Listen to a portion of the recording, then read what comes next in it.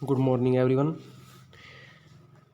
आज का जो हमारा टॉपिक है वो है schools of human geography determinism अर्थात निश्चयवाद। मानव भूगोल की जो विचारधाराएं हैं उसके अंतर्गत निश्चयवाद, संभववाद, नवनिश्चयवाद, प्रसंभववाद आदि जो विचारधाराएं आती है उसके अंतर्गत हम प्रथम अर्थात निश्चयवाद अवधारणा को आज हम अध्ययन करेंगे। भौतिक वातावरण किस सीमा तक मानव की क्रियाओं को प्रभावित करता है, इसका उत्तर अभी तक कोई ऐसा नहीं दिया जा सका जो सर्वमान्य है। यह एक निर्विवाद सत्य है कि भौतिक वातावरण और सांस्कृतिक वातावरण एक दूसरे से घनिष्ठ रूप से संबंधित हैं। प्रथम विचारधारा जो निश्चयवादी है उसकी मान्यता है कि प्राकृतिक वातावरण सर्वशक्तिमान है और उसका प्रभाव किसी न किसी रूप में मानव के क्रियाकलापों पर अवश्य पड़ता है। इन विद्वानों के अनुसार मानव की संपूर्ण जो क्रियाएं हैं उसके भौतिक वातावरण द्वारा प्रभावित एवं नियंत्रित होती हैं। वातावरण की तुलना में मानव की शक्तियां प्राय महत्वहीन और अप्रभावी हैं। इस विचारधारा के पोषक विद्वानों को नीतिवादी, एनवायरमेंटलिस्ट अथवा डिटर्मिनिस्ट कहा जाता है अर्थात निश्चयवादी, और इस विचारधारा को नीतिवाद या निश्चयवाद विचारधारा कहते हैं। इस विचारधारा के जो प्रमुख पोषक हैं वो हैं यूनानी विद्वान हिप्पोक्रेटस, अरस्तु, स्ट्रेबो आदि, और जर्मनी के दार्शनिक विद्वान हम्बोल्ट, कार्ल रिटर, फ्रेडरिक ग्रेटजेल और हेकल आदि विद्वान। फ्रांसीसी विद्वान जो हैं वो है बोंदा, मोंटेस्क्यू और डेमोलेंस तथा अमेरिकी भूगोलवेत्ता कुमारी सैंपुल है। नीतिवाद के अनुयायियों का निश्चित मत है कि मानव की जो शरीर रचना है उसके आचार विचार, सामाजिक संगठन, धर्म, परंपराओं एवं रीति रिवाजों पर भौतिक वातावरण का प्रभाव निश्चित रूप से ही पड़ता है। इनमें अंतर के कारण जलवायु, मिट्टी की प्रकृति, स्थल रूप तथा अन्य भौतिक तत्वों में ढूंढने का प्रयास किया जाता है। अब हम इसका विस्तृत रूप से अध्ययन करते हैं कि निश्चयवाद या नीतिवाद जो विचारधारा है उसकी जो मूल है, उसका जो बेसिक प्रिंसिपल है वो है कि प्रकृति को ही सर्वशक्तिमान माना जाता है। निश्चयवादी विचारधारा की मान्यता है कि मानवीय जो क्रियाकलाप पर भौतिक वातावरण का प्रत्यक्ष और अप्रत्यक्ष रूप से प्रभाव अवश्य ही पड़ता है। इस विचारधारा के अनुसार मानव प्रकृति का दास है।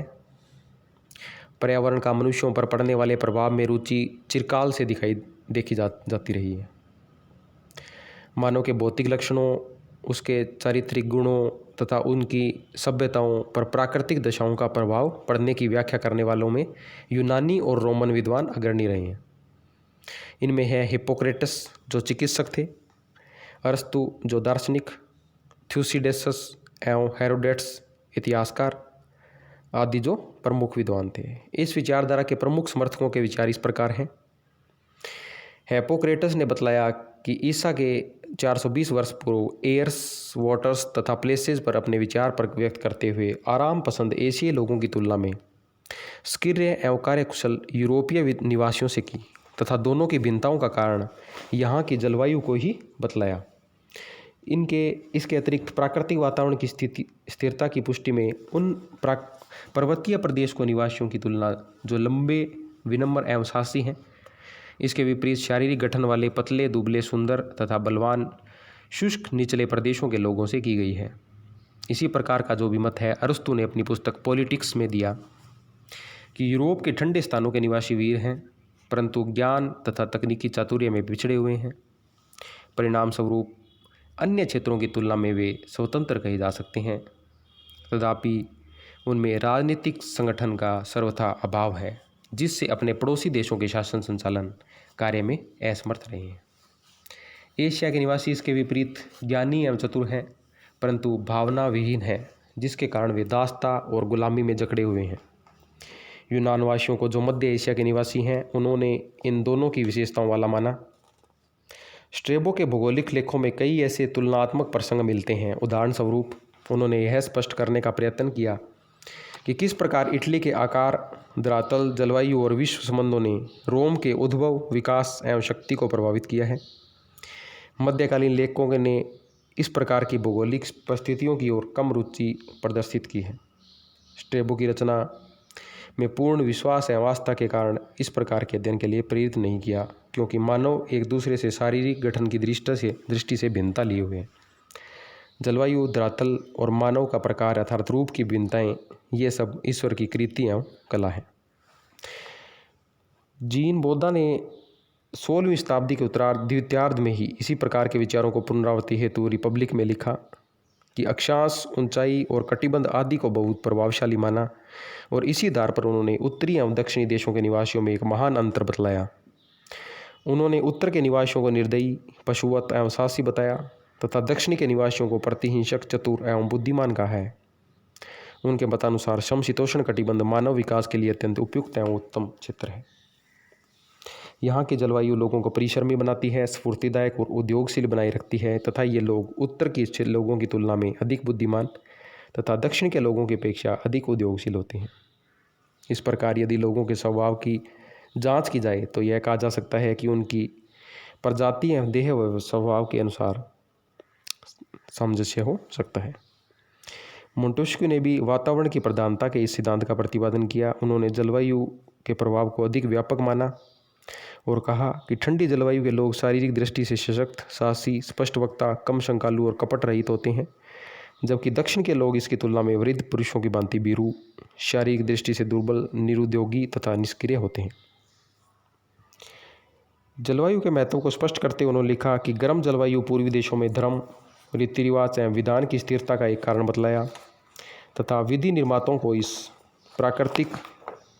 इन भौतिक तथ्यों की जानकारी अवश्य रखनी चाहिए। वे विधानकर्ता बुरे हैं जो जलवायु के दोषों के पक्ष की पुष्टि करते हैं, विपरीत इसके कि वे ही अच्छे विधानकर्ता कहे जा सकते हैं जो इन दोषों को दूर करते हैं। इसी प्रकार कार्ल रिटर को भी भौतिक वातावरण के मानव क्रियाकलापों पर नियंत्रण में विश्वास था। उनका मानव केंद्रीय दृष्टिकोण तत्कालीन वातावरण प्रधान विचारधारा का पोषक है। इन्होंने बतलाया कि तत्कालीन वातावरण प्रधान विचारधारा का पोषक, परंतु रिटर ने समव्य मानव की कार्यकुशलता को भी समान महत्व प्रदान किया है। कार्ल रिटर की पुस्तक यूरोपा के प्रथम खंड में ऐतिहासिक भूमिका दी गई है जो मानव के लिए पृथ्वी के महत्व पर प्रकाश डालती है तथा द्वितीय खंड में प्रकृति के महत्वपूर्ण प्रभावों का स्पष्ट किया तथा रिटर की धारणा कुछ अधिक विस्तृत तथा तार्किक दृष्टि से अधिक युक्ति संगत थी।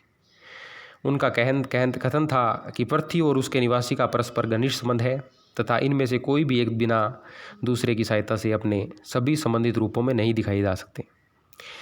भूमि मानव को प्रभावित करती है तथा मानव भूमि पर अपना प्रभाव डालता है। उन्होंने यूरोपीय इतिहास पर उस देश की संयुक्त समुद्र तट रेखा के महत्व की व्याख्या की और तटवर्ती प्रदेश के निवासियों पर उनके जन्म क्षेत्र का प्रभाव है। भूमध्य सागर में स्थित द्वीपों का छोटी छोटी नर्सरियों के सदृश है जहाँ सुरक्षित रूप में सभ्यता का प्रसार हो सके आदि की विशेषताओं पर बल दिया।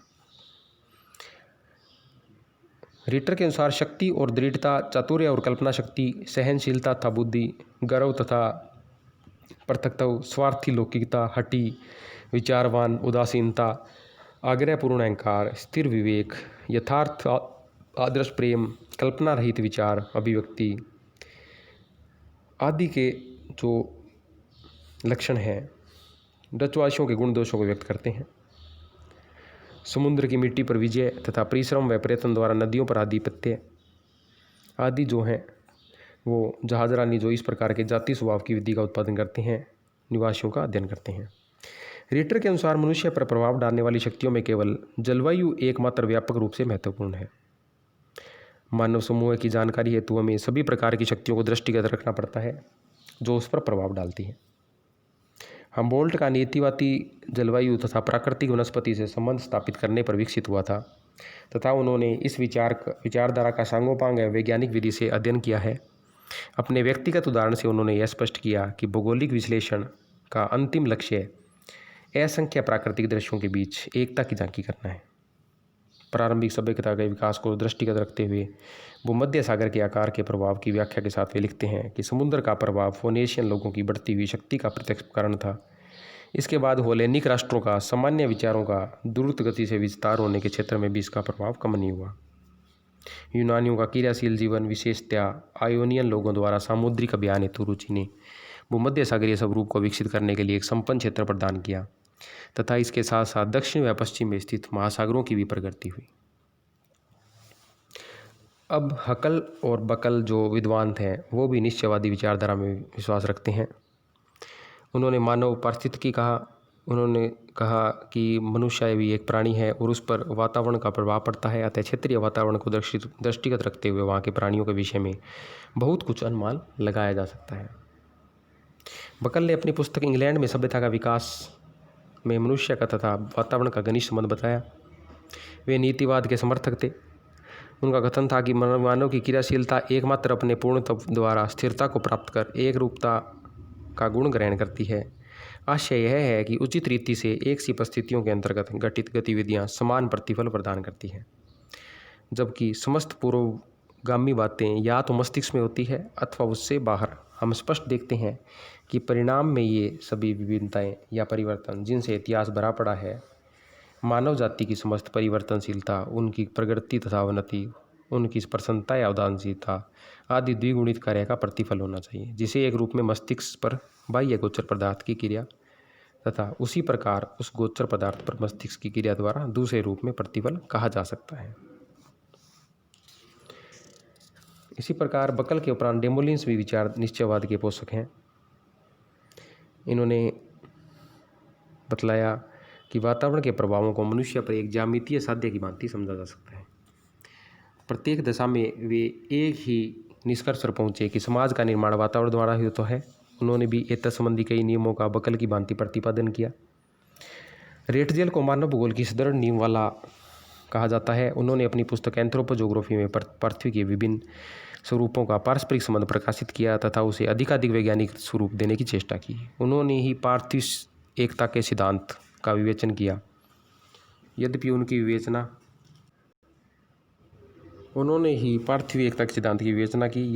विचारधारा निश्चयवादी है, परंतु उसमें मानव की क्रियाशीलता एवं उसकी स्वतंत्रता की झलक भी दिखाई देती है। मानव कार्यों का निरीक्षण अर्थशास्त्री, इतिहासकार या दार्शनिक के दृष्टिकोण से नहीं वरन भूगोलवेत्ता के दृष्टिकोण से भी किया गया है। उन्हें वैज्ञानिक निश्चयवाद का संस्थापक भी माना जाता है।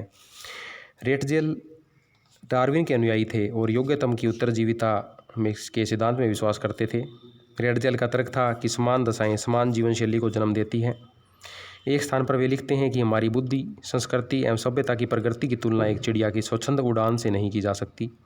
उसकी तुलना एक पौधे के ऊपरी तने से हो सकती है, कारण कि हम सदैव पृथ्वी से आबद्ध है तथा शाखाएं तने पर ही अवलंबित हो सकती है। मानवीय प्रकृति अपना मस्तिष्क आकाश में चाहे जितना ऊंचा क्यों न उठा ले, तथापि मनुष्य के पैर धरती पर ही टिके रहें तथा धूल को धूल के रूप में ही परिवर्तित हो, उसमें विलीन होना पड़ेगा। उनके अनुसार पृथ्वी के धरातल पर जड़ एवं चेतन की भी स्वतंत्र सत्ता नहीं है। ये सब एक दूसरे से किसी न किसी रूप से संबंधित हैं। निश्चयवाद के पोषकों में रेटिजिलियन संप्रदाय की प्रचारिका कुमारी सैंपुल का नाम सुविख्यात है। इन्होंने रेटजेल की विचारधारा को अपनाया, परंतु उसकी दृष्टि से रेटजेल के विचार एवं सिद्धांत अपूर्ण थे। उसने अपनी प्रसिद्ध पुस्तक भौगोलिक वातावरण के प्रभाव के प्रारंभ में ही रेटजेल के विषय में लिखा कि यद्यपि उनके निष्कर्ष बड़े प्रतिभाशाली एवं विस्तृत प्रभाव डालने वाले थे, तथापि उन्होंने उन्हें विधिवत रूप से आयोजित नहीं किया। उनके विचार उनके कार्य के साथ विकास को प्राप्त हुए। उनका कार्य एवं उनकी समस्याएं साथ साथ विस्तृत होती गई। उन्होंने पर्वत पर खड़े मनुष्य के दृष्टिकोण से वस्तुओं को देखा तथा अपनी दृष्टि को सुंदर क्षितिज की ओर लगाए रखा और वैज्ञानिक धारणाओं की अनुपम समेट में पास की वस्तुओं की भलीभांति व्याख्या नहीं की। इसी में उनकी महत्ता है तथा इसी में उनकी सीमा भी निहित है। सैंपुल ने विभिन्न वातावरण का स्पष्ट चित्रण किया और उसकी प्रमुख विशेषताओं को बताया। प्रत्येक वातावरण में स्फुटित होने वाली विभिन्न मानव संस्कृति को भी उन्होंने सरस रूपरेखा प्रस्तुत की है। अपने ग्रंथ की प्रथम पंक्ति में वे लिखते हैं कि मनुष्य का जन्म पृथ्वी से हुआ और वह पृथ्वी का शिशु मात्र नहीं है, अर्थात वह पृथ्वी की खाक का एक पुतला मात्र ही नहीं, वरन पृथ्वी उसकी माता है। उसने उसे मातृत्व दिया है, उसका लालन पोषण किया है, उसको भोजन दिया है, कार्यरत व्यवस्था में नियत किया, उसके विचारों को निर्देशित किया, उसके सम्मुख कठिनाइयाँ प्रस्तुत की जिससे उसका शरीर सुदृढ़ हुआ तथा उसकी दृष्टि कुशागर हुई है। उसके समक्ष नौकारोहण एवं सिंचाई की समस्याएं लाकर खड़ी कर दी। साथ ही उनके निराकरण हेतु उसके कान में फुसफुसाकर सुझावों का संकेत भी दिया है। पृथ्वी का कण कण उसकी हड्डियाँ, स्नायुओं और मस्तिष्क और आत्मा में समाया हुआ है। पर्वतों पर आरोहण हेतु प्रकृति ने मनुष्य को कठोर मांसल टांगें प्रदान की है। समुद्र तटवर्ती भाग में उसको कमज़ोर और मृदु बनाकर छोड़ दिया गया है, किंतु उसके विपरीत उसकी छाती एवं बाहुओं को प्रबल रूप में विकसित कर दिया है, जिससे वह अपना चप्पू भली भांति संभाल सके। नदी घाटी में उसने उसको उर्वरा मिट्टी से संलग्न कर लिया है। पवन ताड़ित पठारी क्षेत्रों में जल विभिन्न मरुदानों में जो पशुचारक होते हैं, घास एवं जल की समाप्ति पर एक स्थान से दूसरे स्थान को लेकर चले जाते हैं, उसका जीवन बड़ा कठोर होता है, परंतु उसको पशु चराने में काफ़ी अवकाश मिलता है और तब उसकी विचार शक्ति कार्य करती है। लंबे चौड़े वातावरण में रहने के कारण उसके विचारों में महान सादगी आ जाती है। वहाँ धर्म एकेश्वरवाद होता है, ईश्वर एक हो जाता है और उसका कोई दूसरा प्रतिद्वंदी नहीं होता। जिस प्रकार की मरुस्थल की मिट्टी या स्टेपी घास बिना किसी रोक टोक के परिवर्तन में लगातार विस्तार लाती रहती हैं, उसके मस्तिष्क को नए नए विचारों का भोजन न मिलने के कारण वह अपने साधारण विश्वास की ही जुगाली बार बार किया करता है। उसका धार्मिक विकास भावनापूर्ण हो जाता है। उसके कुछ बड़े विचार उसकी लगातार घुमक्कड़ी के कारण देश की सीमा के बाहर निकल जाते हैं और वह साम्राज्य बढ़ाने की लालसा में आक्रमणकारी बन जाते हैं। सैंपुल के मतानुसार मनुष्य मोम या प्लास्टिक के पुतले के समान है, जिस पर वातावरण का भरपूर प्रभाव पड़ता है तथा उसी भांति अपने को ढाल लेता है। किंतु यह जानना आश्चर्यजनक होगा कि उन्होंने निश्चयवाद का पूर्ण समर्थन नहीं किया। मनुष्य की सूझबूझ एवं लगन को भी कहीं कहीं महत्व दिया है। सैंपुल के अनुसार प्रकृति का मानव पर निरंतर तथा निश्चयात्मक प्रभाव पड़ता है, किंतु इस कार्य में प्रकृति मानव की भांति शोरगुल नहीं मचाती, वरन वह मूक रहती है। अब हम इसकी आलोचना भी देख लेते हैं कि नीतिवाद की आलोचना। 20वीं शताब्दी में द्वितीय महायुद्ध के बाद निश्चयवाद की मान्यता कम होने लगी, क्योंकि मानव कार्यकलापों का प्रभाव उत्तरोत्तर बढ़ने लगा। जब हम मानव के क्रियाकलापों का अध्ययन करते हैं तो हमें बहुत सी परिस्थितियाँ ऐसी मिलती है जिन पर वातावरण का प्रभुत्व मानने में बुद्धि को संकोच होता है, और भौगोलिक निश्चयवाद की अतिवादिता के कारण इसको निम्न आलोचना की गई। पहला, ऐसे उदाहरणों की कोई कमी नहीं जिससे यह प्रमाणित किया जा सके कि एक ही वातावरण मानव के विभिन्न समूहों में समान प्रतिक्रियाएं जागृत नहीं करता। ऐसे उदाहरण उपलब्ध हैं जहाँ समान वातावरण होते हुए भी आर्थिक और सांस्कृतिक दशाओं में समानता नहीं पाई जाती। टुंड्रा प्रदेश की समान भौतिक दशाओं में ही उत्तरी कनाडा तथा साइबेरिया विद्यमान है, परंतु इसके निवासी एस्किमो, लैप एवं समोइड्स लोगों की संस्कृति में अनेक भिन्नताएं मिलती हैं। ब्राज़ील, कांगो बेसिन और हिंद एशिया के विषुवत-रेखीय प्रदेशों में निवास रहने वाले लोगों में अनेक अंतर पाए जाते हैं। एक समान भौतिक वातावरण में सदैव और सर्वत्र समान सांस्कृतिक जीवन नहीं मिलता। एक ही वातावरण में अनेक प्रकार के रहन सहन के तरीकों को देखकर सुविख्यात जर्मन दार्शनिक हीगल ने एक बार कहा था कि मेरे सामने भौगोलिक निश्चयवाद की बातें मत करो, कारण कि जिस स्थान पर पहले यूनानी लोग रहा करते थे वहाँ पर आजकल तुर्क लोग रहा करते हैं, और यही बात निश्चयवाद का खंडन करती। दूसरा है कि वातावरण निसंदेह मानव पर प्रभाव डालता है, पर बदले में मानव भी बदले में अपने वातावरण को प्रभावित और परिवर्तित करता रहता है। जिस प्रकार की आज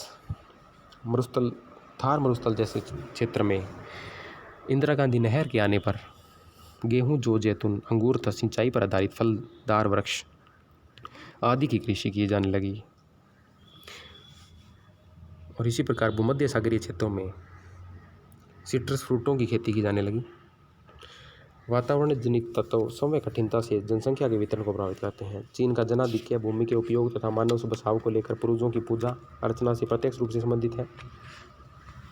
इसी प्रकार उद्योग केवल वातावरण पर निर्भर नहीं करते, इसके वितरण में मनुष्य का भी हाथ रहता है, और वे कहीं भी लगाए जा सकते हैं जहाँ पर उनको उद्योग की सुविधा उचित लगे। जिस प्रकार भारत सरकार कुटीर उद्योगों में बने कपड़ों को अधिकाधिक तैयार करने का प्रोत्साहन दे रही है, जिससे हमारे देशवासियों की आस्था मैनचेस्टर और लंका शहर के बने कपड़े से हट जाए। इसी प्रकार नगरों की स्थिति प्राय वातावरण की प्रधानता को मान्यता देने वालों के समक्ष अद्भुत समस्याएं उत्पन्न करती है। क्या प्रकृति अथवा मानव ने जीबर्ज अथवा अन्य जो नगर हैं मैड्रिड और कैनबरा की स्थिति के अनुरूप होना बताया? ये कुछ तथ्य हमें बतलाते हैं कि निश्चयवादी अवधारणा को अवश्य ही मानने से इनकार करते हैं। प्राचीन निश्चयवाद प्राकृतिक वातावरण के प्रभावों की अमिटता तथा पूर्णता में विश्वास करता है। इसका तात्पर्य है कि मनुष्य की स्वेच्छा का कोई स्थान नहीं है। सभी विद्वान मानव स्वेच्छा, freedom of choice and selection को प्राकृतिक शक्तियों से अप्रभावित मानते हैं। समय निश्चयवादियों जैसे डिमोलेंस, सैंपल और किरचॉफ को भी अंततोगत्वा यह स्वीकार करना पड़ा कि मानव स्वेच्छा से प्राकृतिक प्रभावों की अवहेलना कर सकता है। किरचॉफ का कथन है कि मानव ऐसी मशीन नहीं है जिसकी समय की कोई अभिलाषा नहीं हो। उसके जन्म स्थान की परिस्थितियाँ यदाकदा उसे एक दब्बू या अधीन एवं उदासीनता लिए हुए शिष्य के सदस्य पाती थे। ये हमारा टॉपिक पूर्ण हुआ। Thank you.